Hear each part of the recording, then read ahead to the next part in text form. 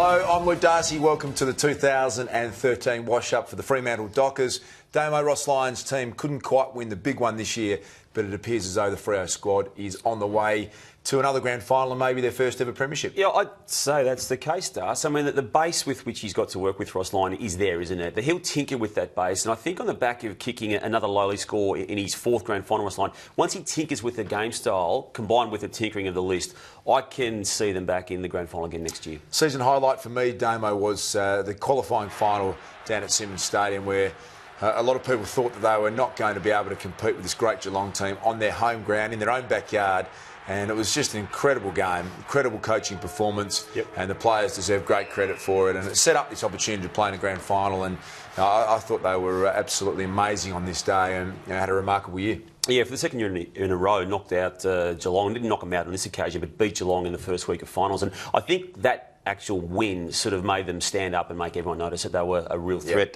That's my highlight for the year was Michael Walters, and there were many highlights you could have chosen from, but I just love the way this guy came through. We've been hearing about it for so long, and we knew he had troubles off the field to the point where he spent some time away from the club some time ago, but he was good throughout the year, and he was good in the grand final too, Darcy, when they came back in the third quarter. Took a really good mark, a mark similar to what we're seeing here on the screens, and he's got a trick bag, but he's prepared to work for it too, isn't he, Darcy? He does it both, doesn't he? He can fly in the air, he can kick goals like that, and he's still prepared to tackle hard in that forward 50. Kicked close to 50 goals on the season's end for a small forward who takes marks, crumbs, and does all the things you said, Damo. I think he's just an absolute ripper, Michael Walters, and well handled. Ross Lyon's got him going beautifully.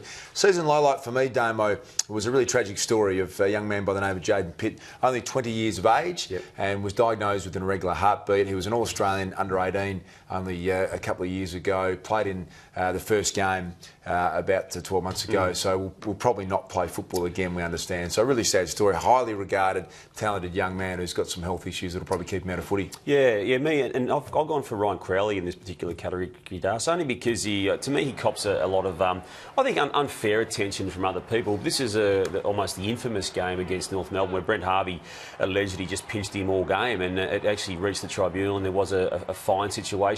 Look, Brent was very worked up over it, and Brent Harvey's not one to get worked up. We know what his history with the Geelong players, and particularly Steve Johnson, but I think he's just doing what people have been doing for 100 years. When you play that style of footy, you get inside the heads of the best players on the opposition team, and there's no one who's done it better in 2013, does. Yeah, he just does it incredibly well. Did it incredibly well in the grand final. Kept Sam Mitchell to 13 possessions. He's the sort of player you would love to play with, but if you're playing against him, you would want to just do everything you could to try and take him off his game. Christmas bonus time, Damo, and for me, a young man by the name of Nathan Fife deserves every amount that he earns for the Dockers. He's a star.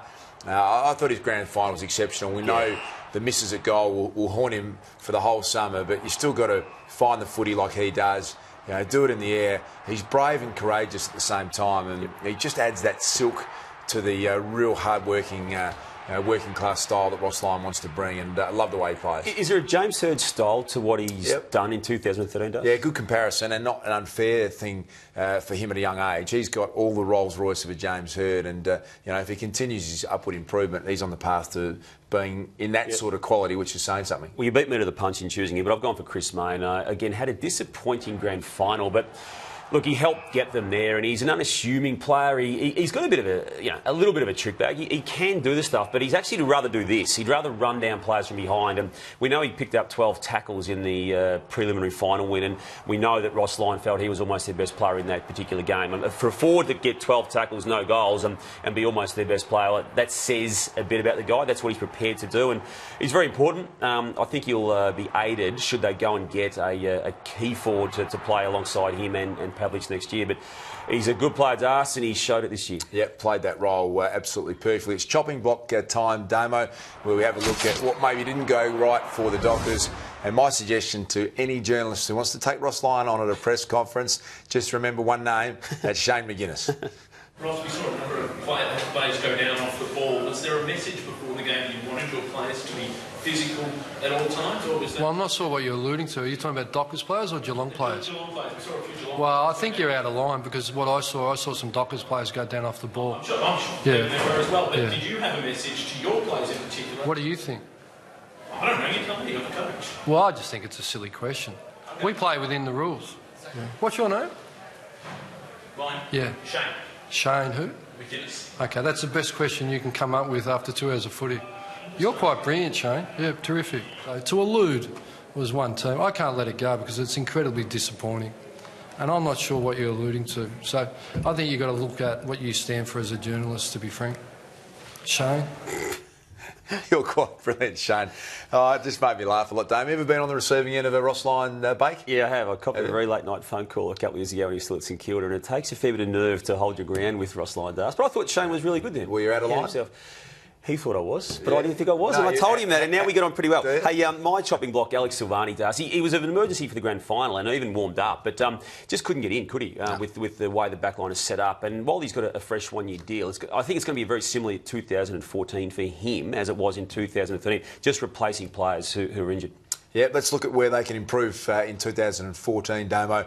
And the key forward area is something I know you've been speaking about a lot. They had a big crack at Jack Revolt. They've had a look at Buddy Franklin. They tried hard to get Travis Cloke last year. They're aggressively hunting a player. Scott Gumwood might be someone a bit down the pecking order from those big names, but Western Australian boy, does he return home? Yep. They try and find a way for Tom Boyd, the key position player, the #1 pick.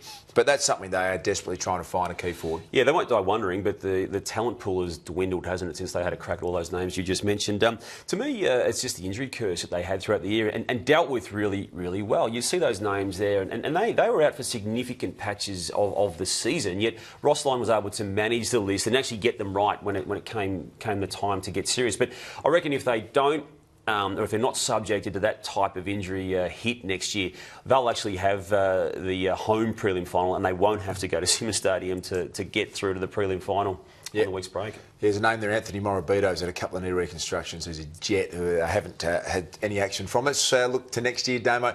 Where do you see the Dockers finishing? I've got them going up, Darcy, but when you lose a grand final, there's only one thing you can do when you say up. And I just think as we sit here 2 days after the grand final's been played in 2013, that they are the team for 2014. I know a lot can happen there, Darcy, but I reckon they go up. Yeah, I've got them up as well, Damo. I think they'll finish inside the top 2 in the home and away season, which is a rise. I love what Ross Lyon brings to the table. They'll make some slight adjustments, but they're in great shape. Thank you, Damo. That's the 2013 wash-up for the Fremantle Dockers.